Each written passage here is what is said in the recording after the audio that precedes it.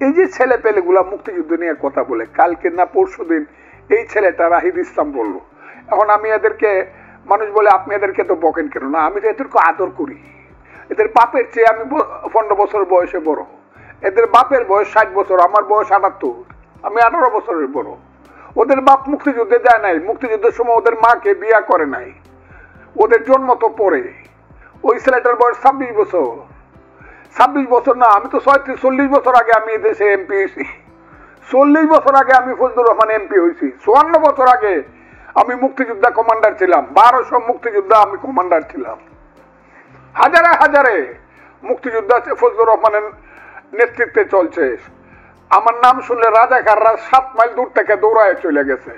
এখন এই ছেলেটা কথা যদি মুক্তিযুদ্ধের কথা যদি এই ছেলেটার মুখ থেকে আমার শুনতে হয়, যে ছেলেটা 500 বা 600 বা 700 ছেলের নেতৃত্ব দিয়া তাদেরকে হত্যা করায় বলি আর শহীদ করায় বলি 5ই আগস্টে, আর শত শত ছেলেকে আহত করায় বলি 5ই আগস্টে, জাতীয় দিবস পালন করার আগে যে ছেলেগুলা জায়গা কক্সবাজারে আনন্দ ফুর্তি করার জন্য, এদের কথা আমার শুনতে হবে এবং মানতে হবে। এদেরকে একটা গালি আমি দিব না, এদেরকে আমি দিব না। তোরা যে বিমানে যাচ্ছে বেটা 5 স্টার হোটেলে থাকস, বাপের কয় টাকা ছিল? তোদের যে বাড়ি দেখি আমি দেবিদ্বারে, মুরাদনগরে, পঞ্চগড়ে, আরো কমু কোনটা কইতেছেন আপনি?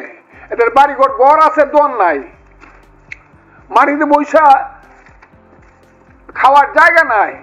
এইসব ছেলেপেলেরা 100 টাকার ক্ষমতা ছিল না, এরা 100 কোটি টাকার মালিক হলো কিভাবে?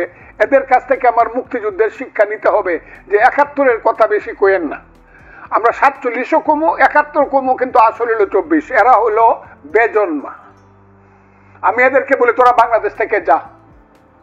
71 যারা মানো না, যারা 71কে ছোট করে দেখাও, 71 হয়েছে বলেই তো বাংলাদেশ, নাকি 47-এর নাম বাংলাদেশ? আপনি বলেন। আপনি